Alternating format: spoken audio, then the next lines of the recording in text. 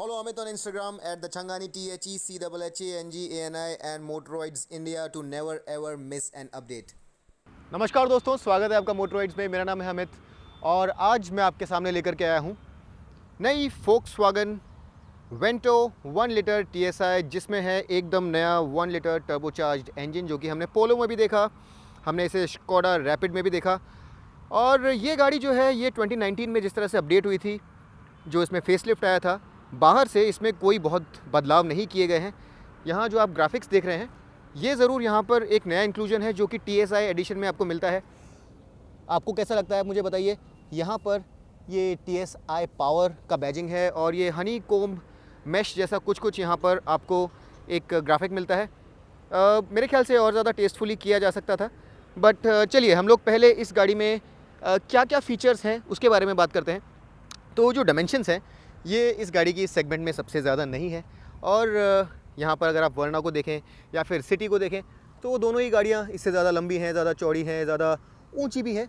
लेकिन वेंटो और रैपिड ये गाड़ियाँ लगभग बराबर साइज़ की हैं। इनका जो हाईलाइट है वो है इनकी हैंडलिंग, इनका जो एक सॉलिड इंजीनियरिंग है। और अगर इसका फेस आप देखेंगे तो यहाँ पर आपको मिलती हैं ये LED DRLs with LED lighting and cornering function. यहाँ पर आपको हैलोजन फॉग लैम्प्स भी नज़र आएंगे और ये इधर में एक आपको छोटा जो सेक्शन नज़र आ रहा है ये कॉर्नरिंग लाइट्स का काम करता है। ब्लिंकर जो है ये बल्ब्स हैं और सामने जैसा कि आप देख रहे हैं यहाँ पर किसी तरह का कोई फ्रंट पार्किंग सेंसर नहीं है। डिज़ाइन जो है बम्पर की या ग्रिल की पहले जैसी ही है, थोड़ा सा फ्लेयर्ड लोअर बम्पर है, ऊपर एक ग्रिल है, नीचे जो है एयर डैम है और काफ़ी स्मार्ट लगती है ये गाड़ी। पहले से ही काफ़ी स्मार्ट थी, लेकिन अब इसे 10 साल से ज़्यादा हो गए हैं तो जो नई गाड़ियाँ आ रही हैं वो ज़रा ज़्यादा फंकी लगती हैं, ज़रा ज़्यादा मॉडर्न लगती हैं, लेकिन ये एक ज़रा ज़्यादा टाइमलेस डिज़ाइन है। व्हील्स यहाँ पर आपको 16 इंच मिलते हैं और यहाँ पर टायर्स आपको मिलेंगे 195 सेक्शन, जो इस सेगमेंट में जो वाइडेस्ट टायर्स आते हैं उनके बराबर हैं। ब्लिंकर्स माउंटेड मिलेंगे आपको ORVMs के ऊपर। ग्राउंड क्लियरेंस यहाँ पर Volkswagen ने स्पेसिफाई नहीं किया है, लेकिन काफ़ी अच्छा खासा ग्राउंड क्लियरेंस है यहाँ पर और बड़े बम्प्स के ऊपर भी ये अड़ती नहीं है। डोर हैंडल्स के ऊपर आपको ये हल्का सा एक क्रोम का लाइनिंग मिलेगा और रूफ़ जो है ये ऑल ब्लैक है। शार्क फिन एंटीना यहाँ पर आपको नहीं नज़र आएगा। रेयर डिफॉगर, बूट लिड के ऊपर ये पियानो ब्लैक इंसर्ट आपको नज़र आएगा एक स्पॉयलर लिप की तरह, और ये यहाँ पर एक क्रोम लाइनिंग नज़र आएगी। TSI इंजन है तो TSI की बैजिंग, और ये यहाँ पर लाइट्स हैं, कुछ LED जैसी लग रही होंगी आपको, लेकिन अंदर यहाँ पर बल्ब मौजूद है। ये इसका नीचे वाला पोर्शन है। तो बाहर से यहाँ पर कुछ ज़्यादा चेंजेस नहीं किए गए हैं। और ये यहाँ पर आपके पास एक कैमरा है। 494 लीटर्स का बूट स्पेस आपको मिलता है, लगभग 500 लीटर्स का, जो सेगमेंट का सबसे बड़ा तो नहीं है, लेकिन फिर भी एक फैमिली को छुट्टी पे जाने के लिए काफ़ी अच्छा खासा स्पेस है। आप पूरा लगेज लेकर के एक वीकेंड से ज़्यादा भी छुट्टी पर जा सकते हैं। यहाँ पर फुल साइज़ स्पेयर आपको नहीं मिलता है। यहाँ पर 175 सेक्शन आपको टायर मिलता है और ये 14 इंच के स्टील रिम के ऊपर है। अब देखने में ये गाड़ी अभी भी काफ़ी हैंडसम लगती है, लेकिन इसे काफ़ी वक्त हो गया है और अगर आप इसे कंपेयर करेंगे इस सेगमेंट में जो और भी गाड़ियाँ आ रही हैं उनसे, तो शायद आपको ये थोड़ी एज्ड लगेगी। चलिए अब ज़रा इसका नया इंजन हम लोग देख लेते हैं।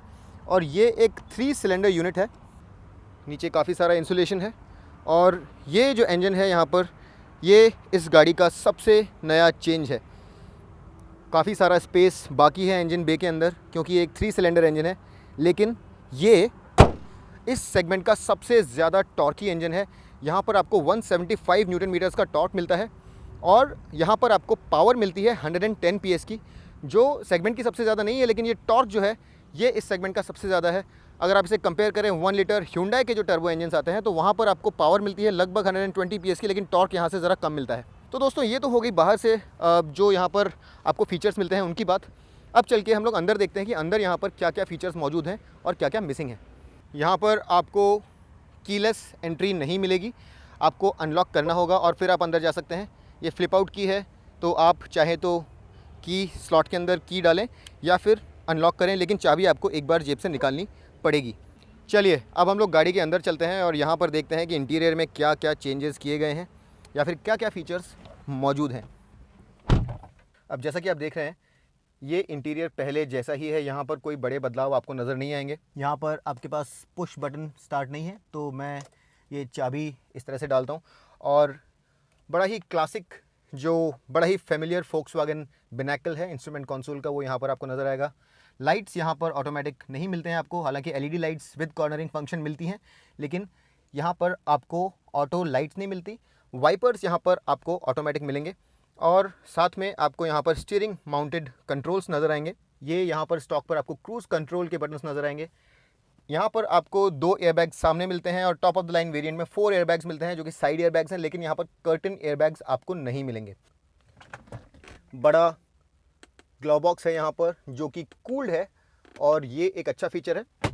स्टीयरिंग व्हील जैसा कि आप देख रहे हैं नीचे से डी कट है और इसे आप टिल्ट प्लस टेलीस्कोपिकली एडजस्ट कर सकते हैं। ये यहाँ पर मिरर्स के कंट्रोल हैं, मिरर्स को आप फोल्ड भी कर सकते हैं, इलेक्ट्रिकली कंट्रोल भी कर सकते हैं। और ये आपके जो बटन्स हैं ये विंडोज़ के लिए हैं और सारी ही विंडोज़ वन टच अप और डाउन है। यहाँ पर ये विंडो पैनल का जो प्लास्टिक है ये हार्ड है लेकिन अच्छी क्वालिटी का है, स्क्रैच रेजिस्टेंट है, यहाँ पर स्क्रैचेस नहीं होंगे। और ये जो आर्म पैड है ये ज़रा रिलेटिवली सॉफ्ट है, यहाँ पर 1.5 लीटर तक की वाटर बॉटल आ जाएगी, लेकिन मैंने यहाँ पर अभी सैनिटाइज़र रखा हुआ है। और ये रिमोट बूट ओपनिंग बटन है, मैंने अभी पीछे बूट खोल दिया है। 6.5 इंच की ये स्क्रीन मिलती है जो अब ज़रा पुरानी लगती है। यहाँ पर आपको 4 स्पीकर्स मिलते हैं, ऑडियो क्वालिटी अच्छी है, ख़राब नहीं है, लेकिन सेगमेंट लीडिंग नहीं है। और यहाँ पर आपको एंड्रॉयड ऑटो और एप्पल कारप्ले मिलेगा, लेकिन जो मॉडर्न नए इंफोटेनमेंट सिस्टम्स आ रहे हैं वैसा ये नहीं है। यहाँ पर एक SD कार्ड रीडर है, एक ऑक्सिन है और ये जो एक USB है यही है। यहाँ पर आपके पास और कोई USB सॉकेट्स नहीं है, मेरे ख्याल से यहाँ पर और USB सॉकेट्स होने चाहिए थे, नहीं है। यहाँ पर आपको ये ऑटोमेटिक क्लाइमेट कंट्रोल मिलता है और ओवरऑल जो डैश है ये काफ़ी नीटली लेड आउट है, बहुत ज़्यादा फंकी नहीं नज़र आता है। यहाँ पर आपके पास में सनरूफ भी नहीं है जैसा कि आप देख रहे हैं। सीट्स बहुत ही कंफर्टेबल, बहुत अच्छा थाई सपोर्ट है। और ये जो आप मटेरियल देख रहे हैं ये लेदर नहीं है, ये लेदरेट है। यहाँ पर आपको एक आर्मरेस्ट मिलता है जो कि एडजस्टेबल है फॉर हाइट ऑल्सो। ये देखिए इस तरह से आप इसे हाइट के लिए एडजस्ट कर सकते हैं। अभी मैंने इसे नीचे कर दिया और ये अब मैंने इसे ज़रा ऊपर कर दिया। साथ ही इसके नीचे ज़रा स्पेस है आपके पास जिसमें आप अपना वॉलेट डाल सकते हैं। एक बड़ा सेलफोन भी यहाँ पर आ जाएगा, 2 कप होल्डर्स हैं यहाँ पर और ये कुछ और स्पेस है यहाँ पर, लेकिन यहाँ पर वायरलेस चार्जिंग आपको नहीं मिलेगी। कनेक्टेड कार की जो नई फीचर्स आजकल बहुत सारी गाड़ियों में आ रही हैं वो आपको यहाँ पर नहीं मिलेगी।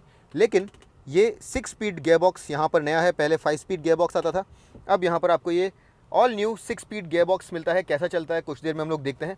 नीचे आपको ये यहाँ पर डेड पेडल भी मिलता है। सीट्स यहाँ पर हाइट एडजस्टेबल हैं, लेकिन आपको यहाँ पर लंबा सपोर्ट के लिए कोई फंक्शन नहीं है। मेरे ख्याल से यहाँ पे लंबा सपोर्ट होता तो और अच्छा होता। ऑटो डिमिंग मिरर, यहाँ पर टोल टिकट होल्डर है और यहाँ पर वैनिटी मिरर है, लेकिन कोई लाइट नहीं है। लाइट यहाँ बीच में है। एडजस्टेबल सीट बेल्ट, पीछे के लिए एक कोट हुक। अब आप अगर इस सेगमेंट की कुछ गाड़ियों की बात करें तो वहाँ पर आपको ब्लाइंड स्पॉट मॉनिटर और वेंटिलेटेड सीट्स और भी न जाने क्या क्या मिलता है।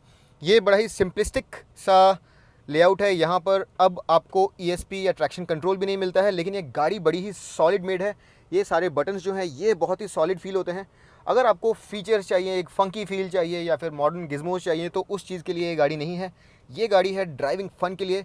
और ये जो स्टीयरिंग है इस पर आपको ऐसा वेट मिलेगा, इस तरह का एक डायरेक्ट इन्वॉल्वमेंट मिलेगा जो आपको इस सेगमेंट में और किसी गाड़ी में नहीं मिलेगा। यहाँ पर ये जो जर्मन फील है इस गाड़ी की, ये इस गाड़ी में बैठते ही जैसे ही आप स्लोली चालू करते हैं इस गाड़ी को चलाना, आपको इमीडिएटली महसूस होगी। बहुत भार है इस गाड़ी के अंदर और ये जो भार है ये आपको और किसी भी गाड़ी में एक्सेप्ट फॉर स्कोडा रैपिड कहीं नहीं मिलेगा। जो एक सॉलिड फील है इन गाड़ियों की अलग ही है। फ्लैट बॉटम स्टीयरिंग व्हील मिलता है आपको। ये स्क्रीन भी ज़रा पुरानी हो गई है और स्कोडा रैपिड में आपको जो स्क्रीन मिलती है वो ज़रा साइज़ में बड़ी है, वहाँ पर ऐप्स ज़्यादा हैं, लेकिन ये भी उतनी ही फंक्शनल है। मेरे ख्याल से कुछ बहुत ज़्यादा फ़र्क नहीं है दोनों के अंदर। यहाँ पर ये एक 12 वोल्ट पावर सॉकेट आपको नज़र आएगा, बीच में कुछ और स्पेस है और आगे अगर हम लोग बात करें तो इतना ही सब कुछ है। यहाँ से आप डोर्स लॉक और अनलॉक कर सकते हैं। चलिए पीछे चल के देखते हैं कि स्पेस कितना है। अब जैसा कि आप देख रहे हैं ये जो स्पेस है ये सेगमेंट का बेस्ट स्पेस नहीं है। इनफैक्ट अगर आप रैपिड और वेंटो की बात करें तो बैक सीट स्पेस, चाहे आप लेग रूम की बात कर लें चाहे आप विड्थ की बात कर लें, इस सेगमेंट में सबसे कम है। तो ये इसकी बहुत बड़ी हाईलाइट नहीं है। यहाँ पर 1 लीटर वाटर बॉटल आ जाएगी। यहाँ पर ये सैटिन सिल्वर डोर पुल्स हैं और ये विंडो बटन्स हैं, 1 टच अप एंड डाउन। आगे की तरह यहाँ पर भी ज़रा सॉफ्ट मटेरियल है, बहुत ज़्यादा सॉफ्ट नहीं लेकिन थोड़ा सॉफ्ट है। मिडिल पैसेंजर के लिए सिर्फ लैप बेल्ट है, लेकिन एक बेल्ट यहाँ पर मौजूद है। चलिए अब हम लोग अंदर बैठ के देखते हैं। यहाँ पर एक चीज़ जो मैं मेंशन करना चाहता हूँ वो ये है कि कैबिन बहुत अच्छे से इंसुलेटेड है, बाहर की किसी तरह की कोई आवाज़ नहीं आती है, तो कैबिन इंसुलेशन बहुत अच्छा है। रेयर एसी वेंट्स आपको मिलते हैं और ये एक कप होल्डर या बॉटल होल्डर जो आप कहना चाहें वो आपको मिलता है। एक 12 वोल्ट पावर सॉकेट और ये काफ़ी wide armrest but without cup holders. दोनों हेडरेस्ट एडजस्टेबल हैं, लेकिन यहाँ पर आइसोफिक्स चाइल्ड सीट माउंट्स नहीं है, लेकिन पीछे आपको ये रीडिंग लाइट्स ज़रूर मिलेंगी। Handles and another coat hook. अब ये जो हेडरूम है यहाँ पर, ये मेरे ख्याल से अगर आप 6 फुट तक के हैं तो आपके लिए सफिशिएंट है। पीछे थाई सपोर्ट भी ठीक ठाक है, सेगमेंट का बेस्ट थाई सपोर्ट नहीं है, लेकिन काफ़ी अच्छी सीट्स हैं, ख़राब बिल्कुल नहीं है। थोड़ी सी अगर आप इन्हें देखेंगे तो ये इंक्लाइंड भी हैं, फ्लैट नहीं है, तो ये कंफर्ट में ज़रा और इजाफा करती है। सामने वाली सीट के पीछे आपको ये पॉकेट्स नज़र आएंगे। और एक जो बड़ी ख़ास चीज़ है यहाँ पर वो ये है कि इस लीवर को इस तरह से खींच के आप ये सामने वाली जो सीट है इसे आगे कर सकते हैं, ताकि जो पीछे पैसेंजर बैठे हैं उन्हें और ज़्यादा लेग रूम यहाँ मिल जाए। तो अगर सामने कोई नहीं बैठा है या फिर कोई छोटे कद का इंसान बैठा है तो इस तरीके से आप ये लेग रूम बढ़ा सकते हैं। यहाँ पर ये जो शेल्फ है ये भी अच्छी क्वालिटी का प्लास्टिक है। जनरली यहाँ पर बहुत ही फ्लिमजी सा प्लास्टिक होता है, लेकिन ये अच्छे क्वालिटी का प्लास्टिक है। ये सीट जो है ये नीचे नहीं गिरती है, तो इसे आप नीचे गिरा नहीं सकते, ना ही ये आपको एडिशनल स्पेस यहाँ पर बनाने देगी, तो ये भी एक लिमिटेशन है।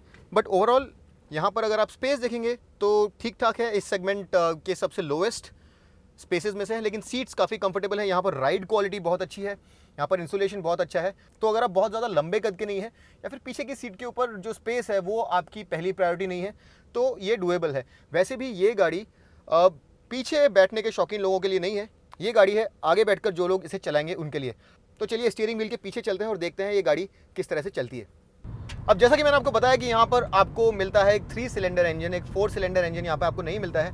और अगर आप 3 सिलेंडर इंजन्स के कंस्ट्रक्शन की बात करें तो ये इनहेरेंटली डिसबैलेंस्ड होते हैं। पहले इस तरह के इंजन्स में वाइब्रेशन काफ़ी ज़्यादा महसूस होते थे, लेकिन मॉडर्न इंजन्स के अंदर ये वाइब्रेशन काफ़ी हद तक कंट्रोल कर लिया गया है। और जब आप लो रेव्स पे होते हैं तो आपको यहाँ पर मामूली सा एक वाइब्रेशन महसूस होगा, जो 3 सिलेंडर थ्रम हम लोग कहते हैं, वो आपको ज़रा सी महसूस होगी। लेकिन जैसे ही आप 2000 आरपीएम क्रॉस करते हैं तो ये आपको रिलेटिवली महसूस नहीं होता है।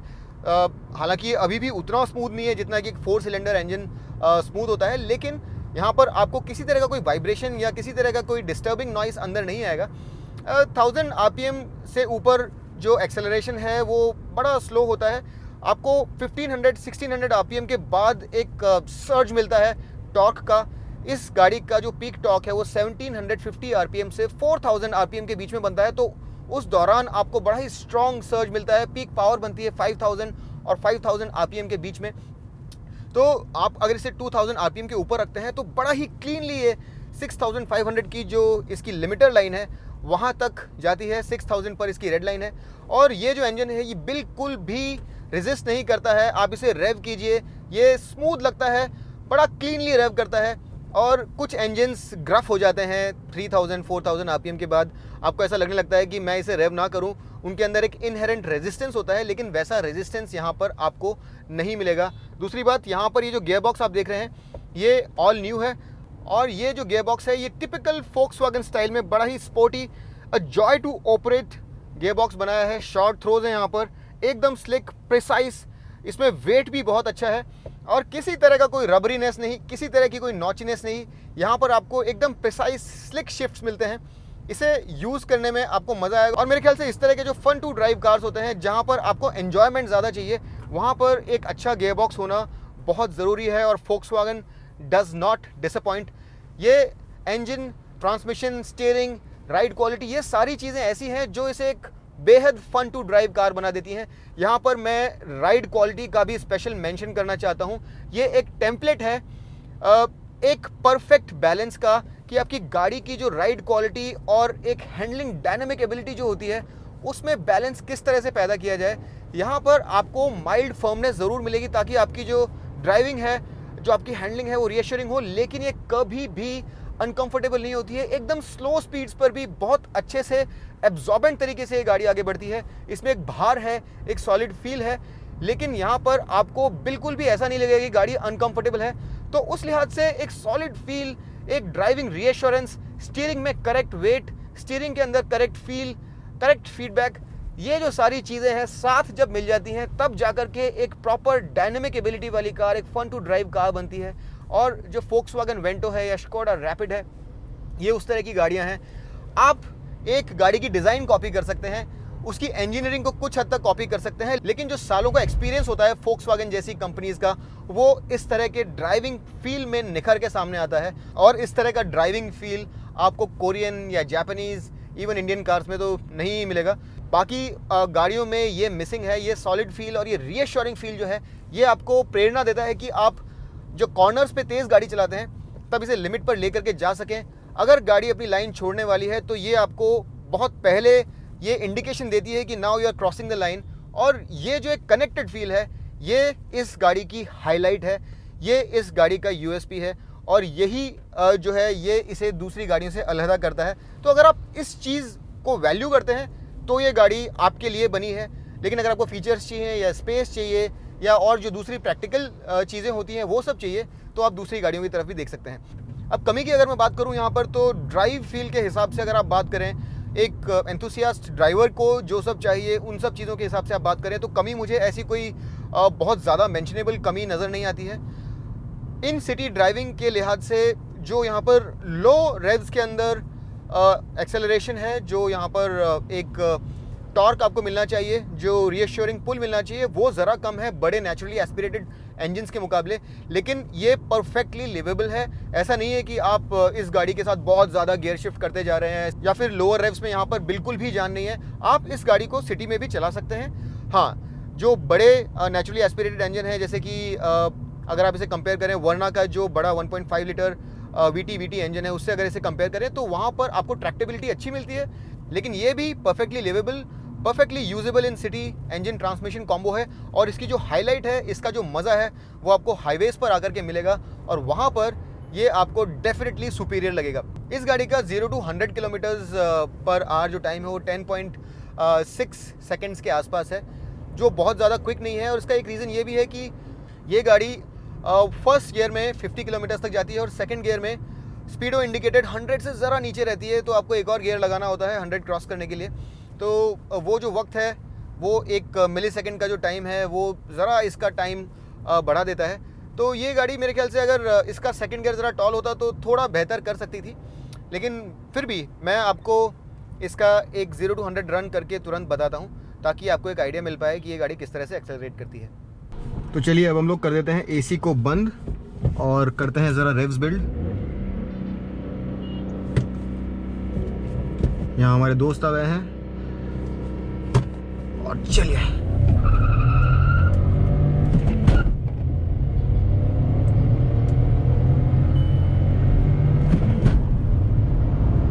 और ये हम कर गए 100 क्रॉस। टाइम आप देख लीजिए, काफ़ी क्विक है ये गाड़ी, लेकिन होंडा सिटी जो है वो इससे ज़रा और क्विक है। क्विकेस्ट नहीं है इस सेगमेंट में, लेकिन फिर भी फॉर द प्राइस बहुत फन टू ड्राइव कार है। पावर और हैंडलिंग का अच्छा कॉम्बिनेशन है। तो दोस्तों, ये है Volkswagen की वेंटो। 9 लाख रुपीज़ से इसकी कीमत चालू होती है और इसका top of the line variant जो है हाईलाइन प्लस, वो आता है 12 लाख रुपीज़ का। ये TSI एडिशन जो है, ये स्पेशल एडिशन है, ये 11 लाख रुपीज़ का है। इसमें सारे फीचर्स आपको मिल जाएंगे और मेरे ख्याल से यही ऐसा वेरिएंट है जो आपको ख़रीदना चाहिए। सारे जो भी Volkswagen के लाइनअप में फीचर्स हैं वो यहाँ पर आपको मिलेंगे। तो ये एक बहुत अच्छा वेरिएंट है। अगर आपको इसी तरह का ड्राइविंग फन चाहिए लेकिन बचत करनी है, तो स्कोडा रैपिड राइडर 7.5 लाख रुपये से चालू होती है। वहाँ पर अच्छी खासी बचत आपको मिलेगी और वहाँ पर भी कुछ और वेरिएंट्स हैं। दोनों ही मॉडल्स में अब AT भी आ गया है। ये मैनुअल है, लेकिन अब आपको ऑटोमेटिक की सुविधा भी उपलब्ध है और उसका रिव्यू भी हम लोग ज़रूर करेंगे। लेकिन Volkswagen के साथ आपको एक ज़रा और प्रीमियम ब्रांड मिलता है और कुछ और एडिशनल फीचर्स, जैसे कि ये LED DRLs जो आपको रैपिड में नहीं मिलते हैं, और LED लाइट्स, कॉर्नरिंग फंक्शन, ये जो सारी चीज़ें हैं आपको यहाँ पर मिलती हैं। तो अगर आपको एक ड्राइवर्स कार चाहिए तो आप Volkswagen ले सकते हैं। आप चाहे तो रैपिड की तरफ भी देख सकते हैं, और अगर आपको ज़्यादा फीचर्स चाहिए और वो सारी चीज़ें चाहिए जो ड्राइविंग से अलहदा हैं, तो फिर आप वर्ना को भी देख सकते हैं, क्योंकि प्राइसेस वहाँ ज़रा ही ज़्यादा हैं, बहुत ज़्यादा डिफरेंस नहीं है। यहाँ पर आपको 4 साल की वारंटी भी मिलती है, तो आप इसे निश्चिंत होकर के ख़रीद सकते हैं।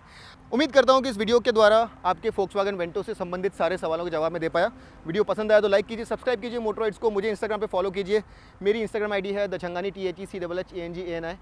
और अगली बार तक के लिए मैं आपका दोस्त अमित आपसे विदा लेता हूँ। तब तक के लिए रब hard, drive free and drive safe.